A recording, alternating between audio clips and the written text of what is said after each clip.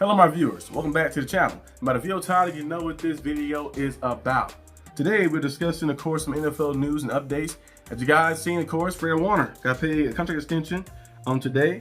The 49ers got another deal done. They had a big deal done with Brock Purdy. He got paid $250 million. Of course, they did the deal to extend him. As you guys know, Brock Purdy, first few years in the league. First year, gets to the NFC Championship game. Second year, NFC title game, and then the Super Bowl as well. Then last year, they had some injuries and stuff. They missed the playoffs, but Brock Purdy, when everything is around him as well, he does a good job of getting them there to the NFC title games, to the Super Bowl and stuff. I know people will bring up Jimmy Garoppolo and say, well, Jimmy Garoppolo did the same thing. But look at Brock Purdy numbers and look at Jimmy Garoppolo numbers, and you'll see the difference of why Brock Purdy getting paid the big time money and Brock Purdy going out there and handling business. He's the highest paid, maybe one of the highest paid 7th-round picks ever. Like that, Brock Purdy went out there, did his thing, doing his thing like that. A lot of people didn't like him getting paid that much money, but look at Trevor Lawrence. He got paid some big time money, and Trevor Lawrence do not have even the same accomplishments that Brock Purdy had. You look at Trevor Lawrence, you look at Dak Prescott. Brock Purdy has been to 2 NFC Championship games.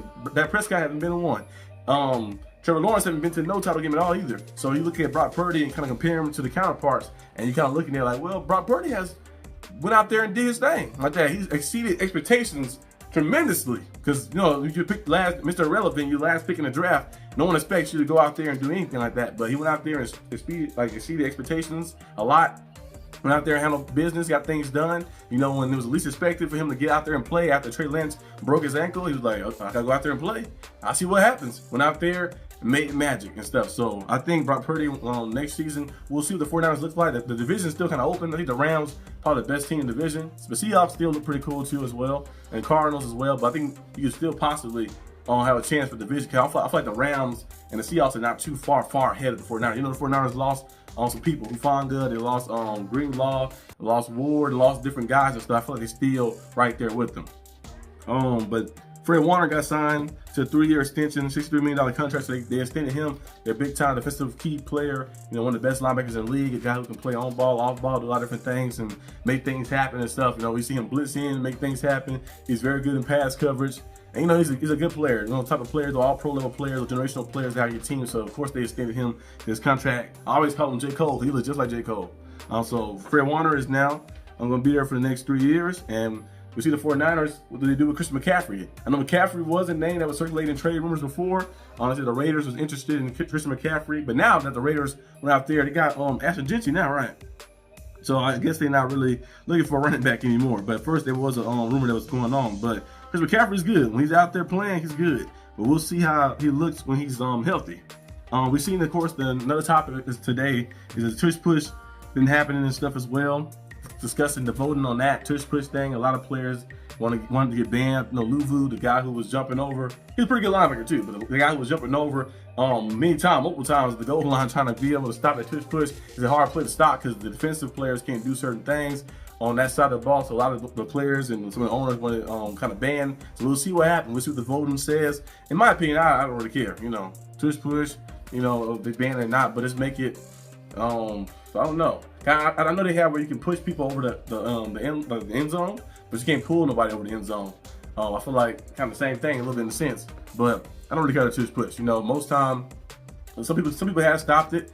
Of course, up front, you have a nice D lineman. Some people stop it, be able to stop it before, and some people have struggled to stop it like that. But Jalen Hurts is just a different quarterback. He can bench.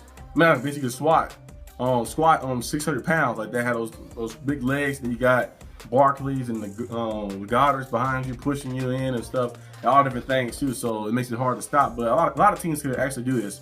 I think the Bills could do that too, Josh Allen, but they really don't need to. They do it sometimes when they have one of the tight ends like Kincaid or somebody or Knox. They'll push him like that over the line, but he's 6'5", 6'6", so he can just get over there himself, 250 pounds. But we'll see what happens, of course, with this tush push.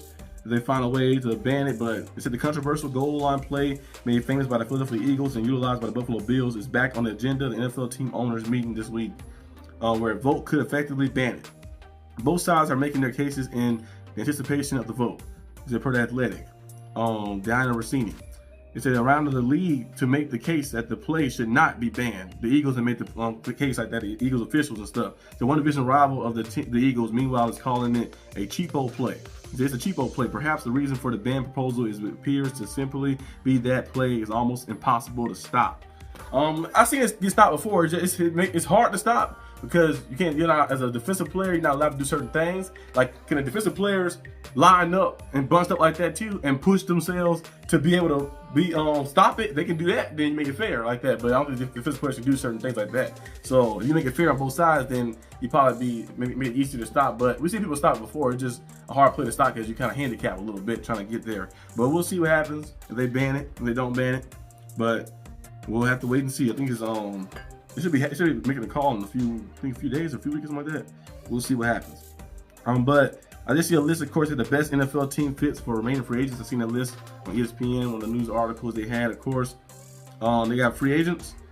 Keenan Allen, wide receiver, they said the best team fit for him is the Cardinals. The Cardinals do got some guys over there. You know, got Marvin Harrison.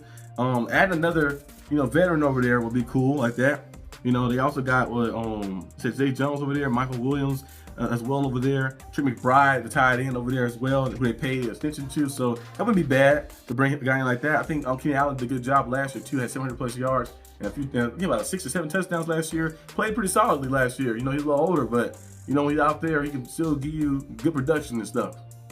They said Julian Blackmon, safety, the best fit is the Bills.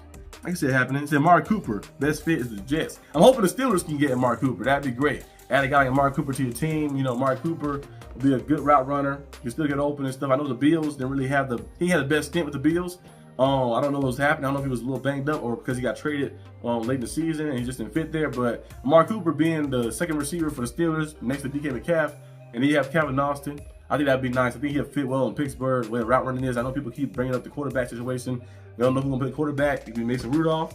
It could be Aaron Rodgers if he signs, or Will Howard. But the Steelers made the playoffs with 3 different quarterbacks 2 years ago.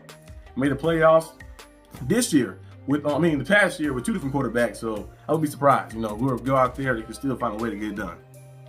But Mark Cooper at the Jets would be interesting.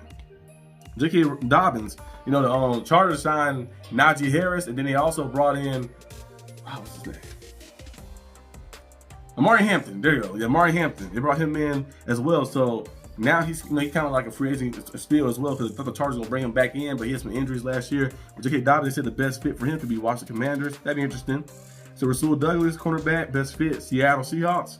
Mike Hilton, the former Steelers player.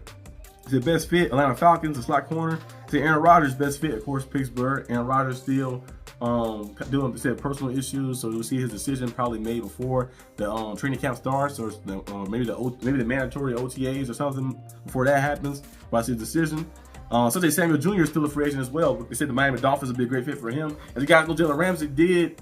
I don't know if he asked for a trade, but they said that both parties, the Dolphins and Jalen Ramsey, both parties decided to, gonna go ahead and go our separate ways. We still haven't seen him get traded yet.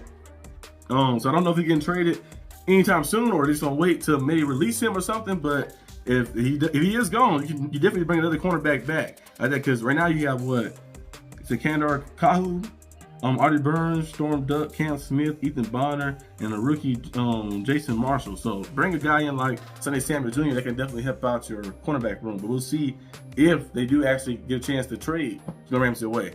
I know people said the Ravens at one point, that'd be crazy. They already got Marlon Humphrey and Cal Hamilton. They got Malachi Starks. They have Nate Wiggins over there. You bring Jalen Ramsey over there as well, it's gonna be crazy. Secondary. Justin Simmons, they said the best fit is Tampa Bay Buccaneers. Zadarius Smith or Cincinnati. Cincinnati would be a good fit for him too. Cincinnati need to add some more people in that secondary. They need to add a lot more defenders up over there. But we'll see. Zadarius Smith, they said edge rusher best case scenario will be Detroit Lions. That'd be interesting too as well. Detroit Lions could use some more edge rushers out there. On the guy Kazir White, linebacker, best fit Tennessee Titans. Jared Alexander.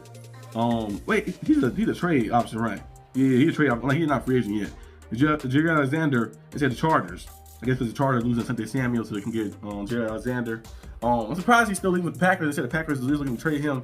We've seen that before, but I don't know if it's going to happen. The Chargers did bring in Jackson. They could bring another cornerback like that. Jared Alexander would be a great cornerback to bring in, especially what they're trying to do over there with the Chargers. The rushing attack will be good. You got Herbert. Herbert is a good quarterback, but you got to stop doing that in the playoffs, like sneaking it up. But I think everything going with the receivers they got too as well. Who they brought back Mike Williams. They have Lavin Conklin, who did a good job.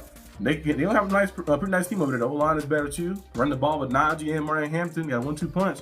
You should see some big time things. So you add some pieces on defense. That'll definitely help. I said Trey Henderson, best fit is the Green Bay Packers. Maybe the Lions too, depending on what happens. But he asked for a big amount of money, so we'll see.